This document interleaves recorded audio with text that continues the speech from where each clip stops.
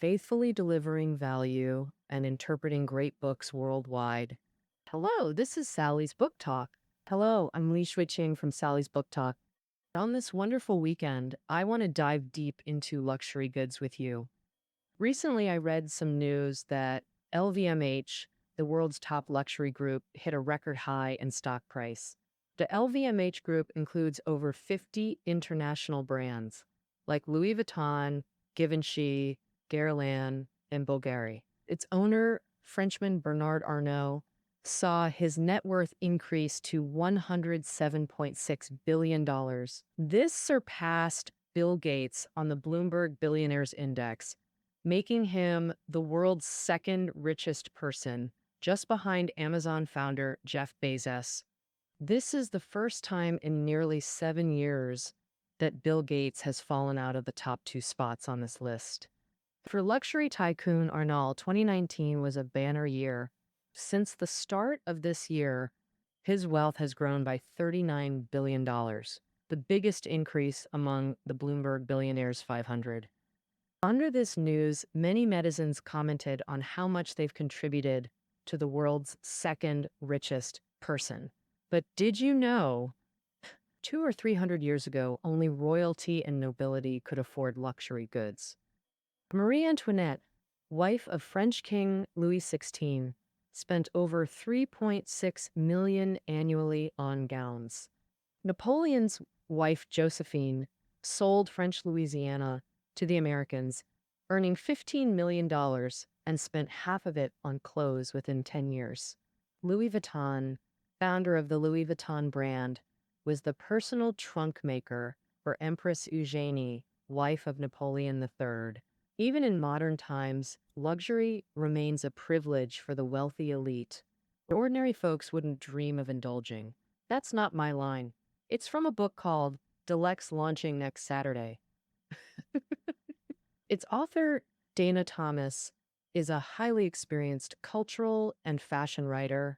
Over the years, she's reported for renowned media like The Washington Post, Newsweek, Time, and The New Yorker. Since its publication 10 years ago, Deluxe has been hailed as a must-read classic by fashion elites and so-called fashion devils. But we're recommending this book today not because it teaches styling or shopping sprees, but because it inspires us to ponder what true luxury really is.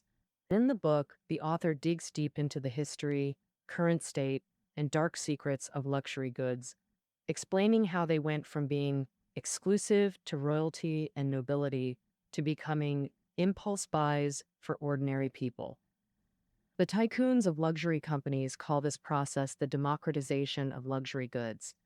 Their slogan is to make luxury accessible to everyone. But in author Thomas's view, this is pure capitalism, precise and explicit, aiming to maximize profits by any means, and she absolutely despises it. In her opinion, as workshops evolved into modern corporate luxury brands, the original artisan spirit gave way to financial reports, and individuality gave way to uniformity. Former Gucci designer Tom Ford once told the author, "You have to constantly monitor budgets and brand directions.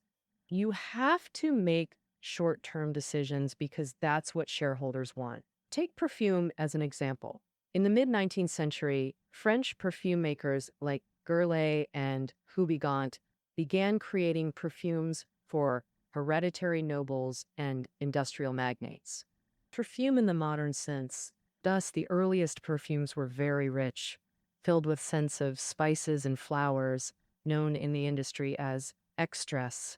Perfume bottles were made of high-quality crystal, like haute couture clothing, an essential part of high society's attire. Ordinary folks used relatively cheap colognes made by diluting small amounts of perfume essence with orange flower water or lemon water. They were very popular in the 1920s and 1930s. By the 1950s, eau de toilette, perfumes with eau de toilette printed on the bottle, became mainstream. It's made by diluting perfume essence with solvents like alcohol and water, with a fragrance concentration typically between 6% and 12%. And of course, the price is diluted too. Nowadays, the perfume industry's annual output is as high as $15 billion dollars or more, with about 200 new perfumes launched each year. The reason is simple. Perfume is the easiest luxury product to obtain. It crosses borders and cultures, has a broad consumer base, and generates huge profits. In the book, the author delves into the front lines of luxury production, revealing the secrets of perfume making. Besides that, she also strongly criticizes how luxury bags rake in high profits. Of course, you don't have to accept the author's views wholesale. For example, I asked my bestie, that perfume you bought last time might just have a big brand name slapped on it.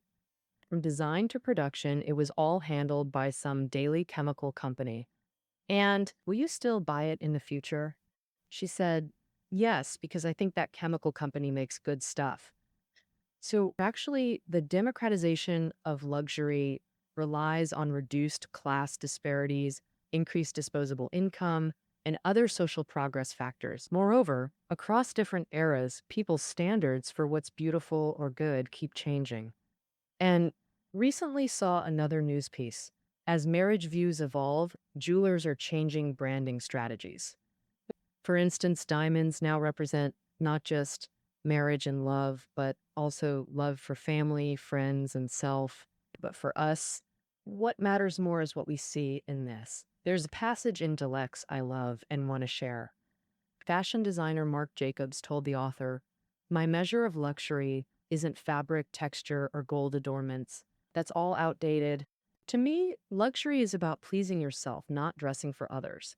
All right, that's our introduction to Deluxe. If interested in fashion, we previously covered Pricing Beauty. It's a unique ethnography about the modeling world. The author, a sociology professor and former model, packs firsthand insights with sociological analysis. If interested, click the link in the transcript below the audio. Finally, introducing 5 other books launching next week. Monday's book, Secrets of Finland's World-Leading Education. With just 5.5 million people, Finland birthed Nokia, Angry Birds, and Clash of Clans. These globally famous brands correlate with its top-ranked innovation index, all closely tied to Finland's basic education system. The Economist once urged Western leaders to pause activities and attend Finnish schools. Why is Finnish education so exceptional? We'll explore together on Monday. Tuesday psychology book Fear of Strangers. When speaking publicly or facing strangers, do you get anxious enough to flee or nearly break down? This book will deeply dissect social anxiety disorder and provide methods to overcome it. On Wednesday, we're releasing Victor Hugo's classic masterpiece, Les Miserables, where wealth and splendor become temptations. In the face of suffering, is there anything eternal we can hold on to? Thursday features a best-selling social science book, I Have a Dream Too, by Linda.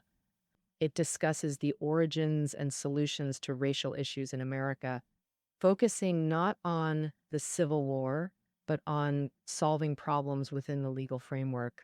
You'll discover that even in a highly rule of law country like the US, without genuine public support, law enforcement faces huge challenges.